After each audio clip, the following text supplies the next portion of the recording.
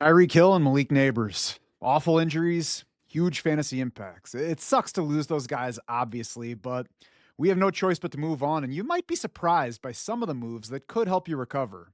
We're also talking the name of the week, of course, plus streaming options to help with the start of the bye weeks. An all new Draft Sharks podcast starts right now.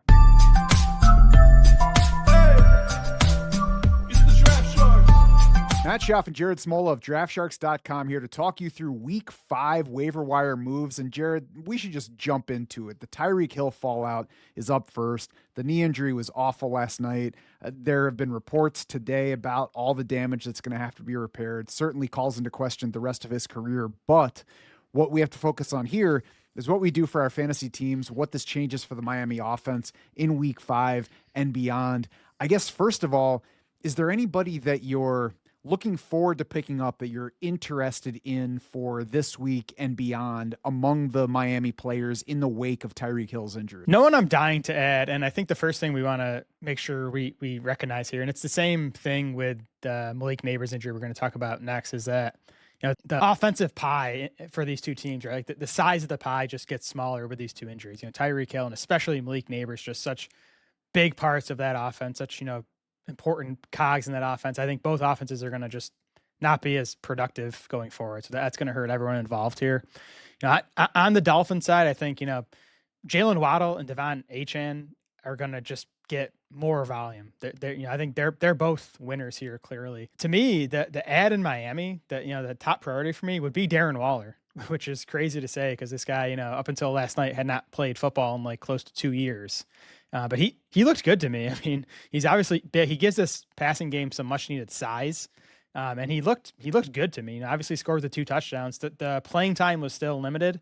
Not surprisingly, Mike McDaniel said that would be the case, considering it was his, again, debut this season and first game in a while. I would expect that playing time to grow. It was probably going to grow anyways. It kind of needs to by necessity now.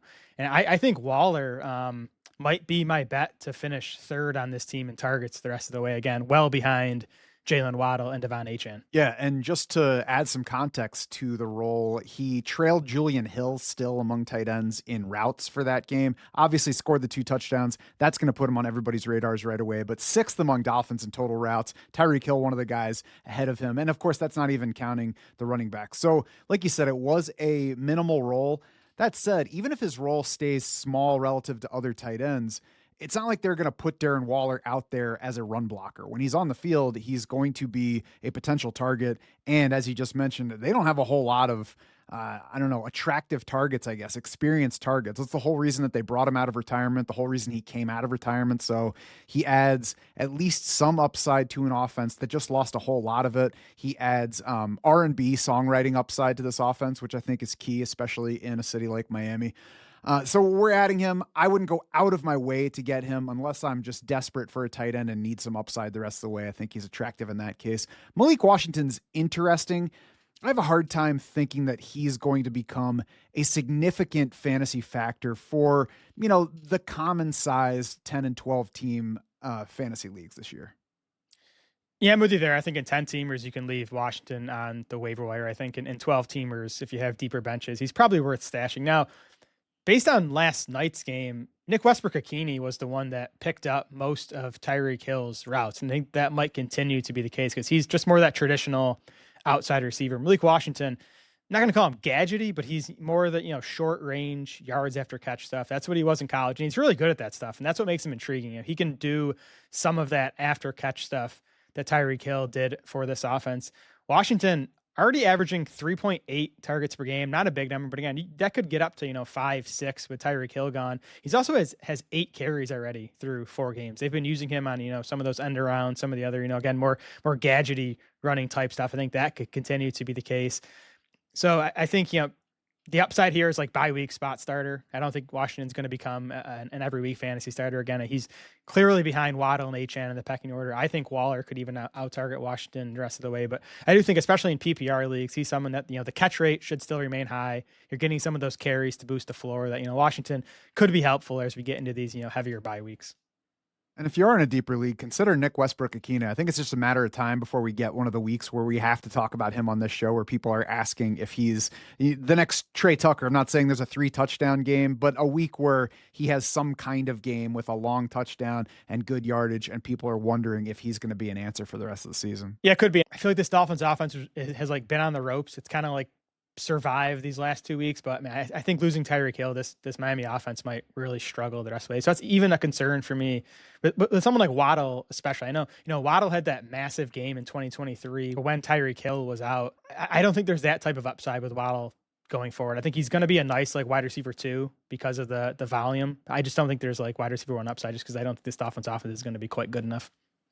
Yeah, I think the two other less obvious impacts, I think there's room for Ollie Gordon to potentially gain some value from this. This team was already just 22nd in neutral pass rate.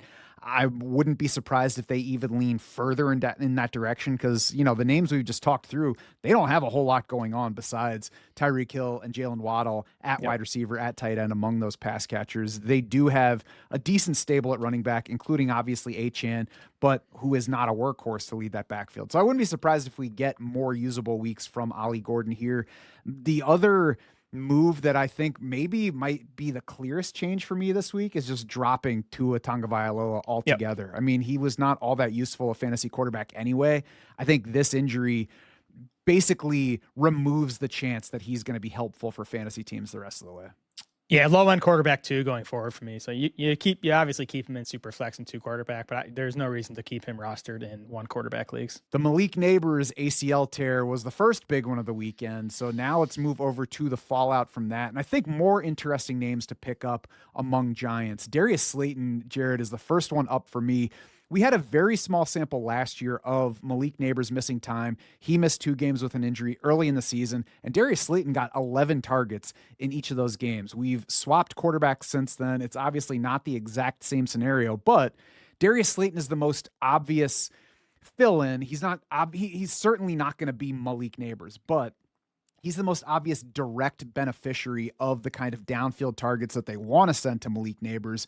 I think the target share gets spread around overall, but I think Darius Slayton gets the biggest boost here. I'd agree. Now, Slayton's already been a full-time player in this offense, so it's not like he's going to add snaps or routes, but he should add targets. Slayton only has 11 targets on 140 routes so far this season. That's 8% of his routes he's been targeted on. That's going to spike by necessity. It has to. And like you said, Matt, we've seen him have some big games pretty recently when Malik Nabers missed games just last season. I still think he's a good player. Gave him a pretty, nice sized contract this offseason. So Slayton's worth adding. I do think Wan'Dale Robinson's still going to be the lead target getter in this offense. He gets a boost here too, because based on what we saw in that game this past week, Robinson started playing in 2 wide receiver sets after Nabers exited, which has not been the case for much of his career. So Wan'Dale actually is going to add playing time. I'm not sure how much more target share he can add since he was already, pretty strong in that department, but he's going to be on the field more, so that helps. The other thing here, and again, we talked about with Tyreek Hill, how the offense in general is just going to take a step back. I think the Giants are going to be a very run-heavy offense the rest of the way. We saw that last week. They ended up with a 39% pass rate last week. Now, a lot of that had to do with the fact that they were playing with a lead for a lot of that game, but they also finished last week minus 6% in pass rate over expected, which, factors in all the game script stuff. So I think they're going to want to lean towards run. That's going to include Jaxson Dart, who's going to do a lot of that running himself. So I don't think you're going to get, big passing volume from this offense most weeks going forward. We'll get to Jaxson Dart in a minute, but Theo Johnson's the other guy worth talking about here. Yep. I think that he's a better bet than Darren Waller to get consistent targets going forward. I mean, I guess it's arguable who is the better fantasy pickup right now, but I think that the 2 touchdowns that Darren Waller scored probably makes it look more like it should be Waller right now than it really should be. I just think positioning wise, how long they've been with their teams, what the likely role is going to be, I have an easier time betting on Theo Johnson being a decent week-to-week starter the rest of the way this year than Darren Waller. Both of them I expect to be in tight end 2 territory. Yeah, both in tight end 2 territory. I'd say if you're looking for someone right now, I would go Theo Johnson just because we know the playing time is going to be there. And as a result of the Nabers injury, that the targets should climb. That, targets have not been great for Theo Johnson so far, but those should improve Theo also, obviously as a tight end and the type of tight end he is, he runs more of his routes, most of his routes in the short area of the field. And Jaxson Dart last week had a 6.4 yard average depth of target. There was a report before Sunday's game that the Giants wanted to, do a lot of the RPO stuff, the short range passing stuff, and that is what they did. And if that continues, that's good news for Theo Johnson. That's where he runs his routes, and it's also good news for Wan'Dale Robinson. For sure. Now, Jaxson Dart, even if we didn't have the Malik Nabers injury, obviously that doesn't help Jaxson Dart's chances. But, the way Jaxson Dart debuted in terms of providing fantasy points made him a waiver consideration this week. What are you doing with the Giants rookie quarterback now? I think if Malik Nabers was healthy, Dart could have flirted with quarterback one production because of the rushing we saw in his debut. And it wasn't a big surprise because he did that in college. He's a plus athlete. 10 carries for 54 yards and a touchdown in that win over the Chargers. 3 scrambles, 7 designed runs for Dart in that game, according to PFF. That was the most by any quarterback on the week. That stuff's going to continue. And that's what, gives him a chance at some, maybe spot start appeal in one quarterback leagues. He's definitely, a nice quarterback too. Again, I don't think the passing volume or efficiency is going to be great without Malik Nabers. But I think the comp here is Drake May, who last year was in a bad passing game, bad weapons, but the rushing made him quarterback 15 in points per game in his 10 full games last year. I think Jaxson Dart could give you that type of production. Yeah, I think that's a fair outlook for him. Because of the level of excitement that he provided in his first start, because he did finish inside the top 12, depending on your scoring in that start, I think there's going to be excitement for Jaxson Dart in waiver wire runs this week. And for that reason, I'm kind of leaning toward the hesitation side because he threw for 110 yards in this game. And I love the rushing, and that's a key component to his fantasy upside. But if the passing is that light, that makes me wonder if you're going to be able to pass enough to support that rushing and really have week to week top 12 upside. Cause we'll be okay with him being around that QB 16, QB 15 range, but he's got to have upside into the top 12 week to week to actually make sense in lineups. Obviously we're talking about one quarterback formats here. I mean, Jaxson Dart shouldn't have been available in any super flex leagues heading into Sunday. So he should certainly be picked up at this point in all those such leagues. Now I would not go crazy bidding on Jaxson Dart for a one quarterback league, assuming it's not, like 16 teams or you're in desperate need for quarterback help. Yeah, it's fair. Again, he'll do more passing in a lot of games because the Giants are not going to be playing with a pretty significant lead like they were in that Chargers game. But I'm with you, Matt. I don't think the passing production is going to be big. You're going to be banking on the rushing. I would treat him as like a bench stash and hope he emerges as someone who, can be a spot start option if you're kind of playing matchups at quarterback this year. Yeah, certainly fine as a platoon option. Now, I'd love to be able to lay out more wide receiver options for anybody who just lost Tyreek Hill, Malik Nabers, feels like they're in trouble and need somebody. We've seen a lot of the splashy wide receiver scores, though, picked up already along the way. So if you go through looking at the rostered rates, it's pretty high on some of the guys that you might consider as immediate fill-ins. So there really aren't a whole lot of clear options that are widely available on waivers to lay out here. Of course, every league is different. So a guy might be rostered in 70% of leagues, and that means we're not going to bother highlighting him on this show about waiver wires. But if your league happens to be among the 30% where he is available, then that guy might be your ideal target, even if he's not a highlight for us. So that's why you should make sure to check your free agent finder. It is synced to your league specifically. It knows who is available to you. It knows who is on your roster. It knows your league scoring, and it's got multiple ways to sort depending on exactly what you're looking for. So you can look for help this week. You can look for help beyond. You can look specifically at the upcoming matchups. Lots of different ways to go about it, and even has a cross-league function that lets you instantly search across every single league that you have synced at draftsharks.com. If there's a single certain player that you just want to see where you can go get him. And Jared, I think this would be the perfect week to do that with a guy named Woody Marks from Houston, the highest priority ad on waiver wires this week across formats. We first mentioned Woody Marks as a pickup ahead of week 3 for just this reason, because we said there is the chance that he just works ahead of Nick Chubb, who is no longer Nick Chubb. It happened earlier than I would have guessed that it would. It happened in week 4. We got the big breakout game. That's why everybody's going to be chasing him this week on waivers.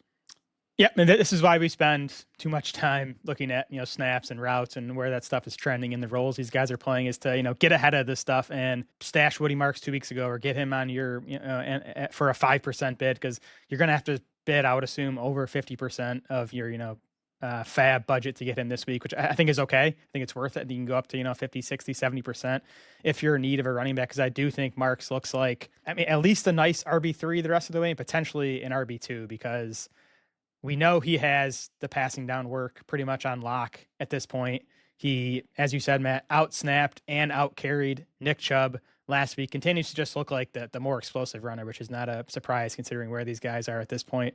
I am surprised Marks looks this good, because he looks better in the NFL to me than he did in any of the college tape I watched on him, coming into the league. So I'm surprised at how good he looks, but he definitely has earned this work. Now, I'll say that Texans running backs, Marks plus Chubb last week combined for 30 carries in that easy win over Tennessee. That's not going to happen most weeks. You're going to be looking at, probably closer to like 25 carries between these two guys. I don't think Marks is going to take over as like a workhorse and Nick Chubb's going to completely go away. But again, if Marks can get basically what he got this past week, 55 to 60% of the running back carries plus all the passing game work again, that's enough for him to, probably be a top 25 fantasy running back the rest of the way. Yeah, strong ad this week. If you're in need at running back, you should consider going, way up, blowing most of your waiver budget, because we're not going to get too many weeks where somebody emerges like this. That said, if it's too late to get Marks in your league, or if you miss out on him, it's a good time to try to stash similar players. And in that vein, I'm looking at Jaden Blue. I'm looking at Brashard Smith. And the similarity with those guys is they are both in backfields where they could gain work even without somebody getting hurt. In Jaden Blue's case, we did see Miles Sanders get hurt this past week, so there is a potential immediate opportunity. Even though Brian Schottenheimer said the injury doesn't seem significant, there's room for Jaden Blue to creep up on Miles Sanders. There's room for Jaden Blue to take receiving work in a backfield where both of the two running backs who have played for the Cowboys so far are not especially good in the passing game. So that's what we're looking for, is somebody who hasn't necessarily done anything to alert the others in your league that they have value yet, but have a path to get there. And then, of course, if Javonte Williams went down, there would be even more upside to Jaden Blue, similar in Kansas City, where Isaiah Pacheco and Kareem Hunt are both ahead of Smith, but neither is doing anything all that good. So if Brashard Smith just keeps proving that he deserves to get the ball more, then maybe he just gets the ball more. Yeah, I like both those stashes quite a bit. I think, not saying one of those guys is going to be the next Woody Marks, but they're similar in that, at least with Smith, where the usage is trending up. It's small. He's making, small improvements each week in terms of snaps and routes, but just watching Chiefs games, like, he is clearly their most explosive running back, and he looks good in the passing game.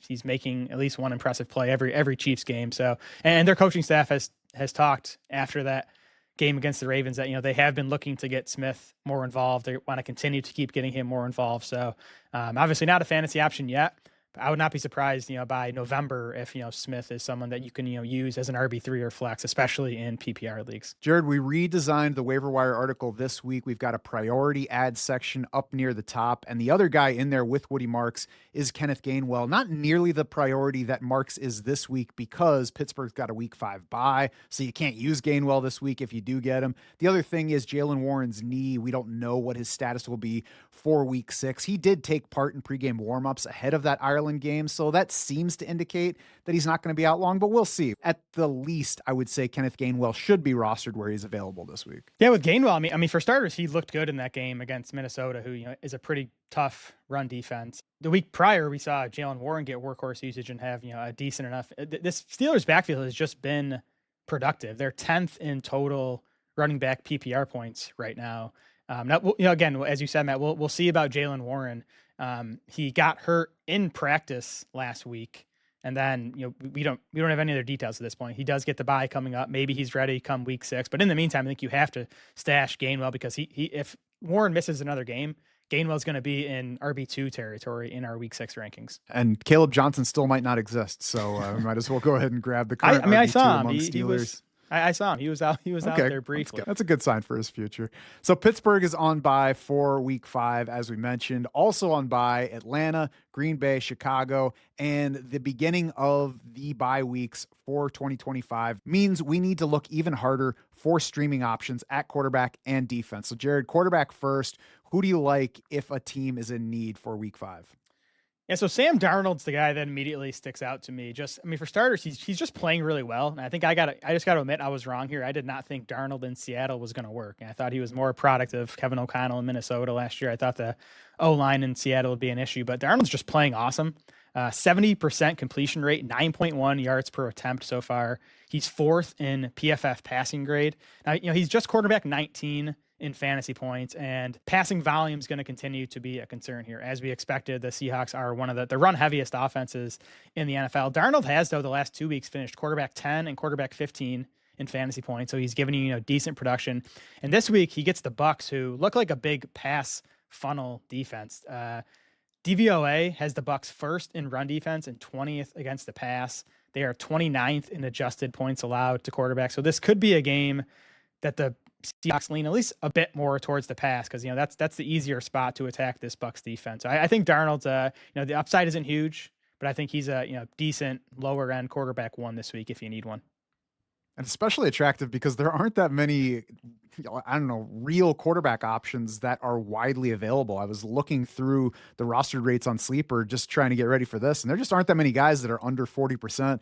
Matthew Stafford is just at 41% coming off the big game against the Colts.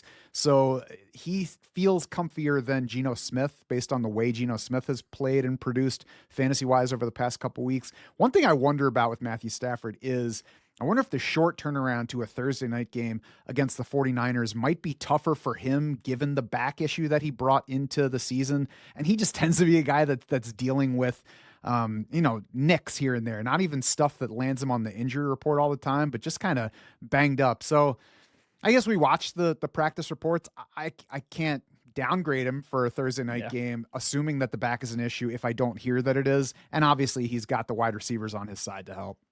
Yeah, we'll see what the 49ers offense brings to that game, because we have Brock Purdy, Ricky Pearsall, and Juwan Jennings all questionable. If those guys miss, 2 of them miss, it could be an easier win for the Rams, more running. We'll see where all that sorts out. I would prefer Stafford over Darnold if you have that decision as a spot starter this week. The other name I'll throw out, and it's super uncomfortable, but was just been working through week 5 projections, and he's kind of high in our rankings right now. We'll see where it shakes out as we get into it later in the week. But Bryce Young gets the Dolphins. I just think quarterback playing the Dolphins has some upside. He's been so close to connecting with Tedero McMillan on some big plays a few times. I think this is the week it could happen. Again, not comfortable, but I do think Bryce Young, I would put him behind Sam Darnold as a spot start option this week. Okay, that was going to be my question, because I can see it. It might happen, but I would have a tough time putting it in my lineup unless I had to this week. Yep. Streaming defenses, the Cleveland Browns are available in 96% of sleeper leagues as of this recording. That's surprising to me, but they were coming off a matchup where we didn't want to have to play them. So Cleveland for me is pretty easily the top week 5 ad on the streaming level. They're facing Minnesota in England this week. And then beyond that, it's not just a 1 week fix. At Pittsburgh, home for Miami, at New England. After the bye, they get the Jets. Other startable spots later in the year. It's just been one of the best defenses in the league so far. So Cleveland, for me, a very easy ad this week and one that could help you the rest of the way. Yeah, the Browns D hasn't scored many fantasy points yet, but they're top 3 in any real-life defense metric you want to look at. They're also 2nd in the NFL in pressure rate so far. So, the sacks and turnovers are coming as the schedule gets easier. So I'm with you, Matt. I think the Browns would be my top ad. I do prefer the Cardinals this week because they're playing the Titans.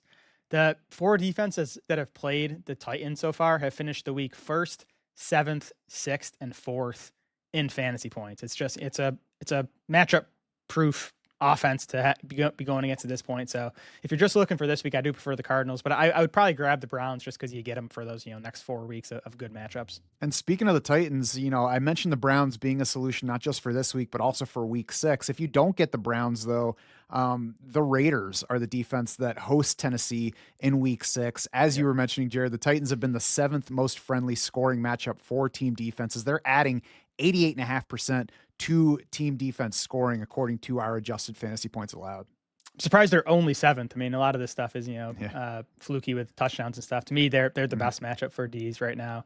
Like the Raiders for week 6. Also like the Patriots for week 6. And this is another team that you can grab heading into next week and use them for the next 3 weeks after that, because they get the Saints in week 6, Titans in week 7 and Browns in week 8. And that's been a, decent Patriots defense, especially now that they got Christian Gonzalez back. They had been struggling in coverage, but that should improve. So it's at least an average defense that has 3 good matchups coming up. Yeah, and we had them previously as a streamer for week 4 for that matchup that ended up working out for them, and because we were looking ahead to these other positive matchups ahead. Watch this week too for the Green Bay defense to get dropped. They're of course coming off a terrible outing at Dallas, and they've got a week 5 bye. That combo should get them dropped in a lot of places. Also, not awesome fantasy scores the 2 games before that, but the D has been playing well. Home for the Bengals in week 6, which looks like a terrific matchup. After that, at Arizona, at Pittsburgh, home for Carolina. So probably at least a couple of usable spots in there as well. That's still a good defense, right? I'm a little confused after what we saw on Sunday night, but I think they're going to be fine going forward. I think the takeaway pretty much anytime we see something like that is that all of these NFL teams are a lot closer to each other in ability than we think they are when we're stacking them against each other matchup wise. For sure. You can find the adjusted fantasy points allowed that we were just talking about on draftsharks.com. Look under fantasy football tools, the Intel menu, fantasy points allowed. You can also find strength of schedule right there, so you can see who has a string of good or bad matchups coming up. You can let that help you with your waiver moves, with trades, or even just your lineup planning. Our weekly waiver wire articles are on draftsharks.com to help you with your decisions this and every week. We've got an all new format this week, as I mentioned, to that primary waiver article. It's designed to make it even more helpful to you, to deliver you the information that can help you make those key decisions. So check that out. Go to your free agent finder, make your team better for week 5 and beyond, because at Draft Sharks, we want to be your unfair advantage.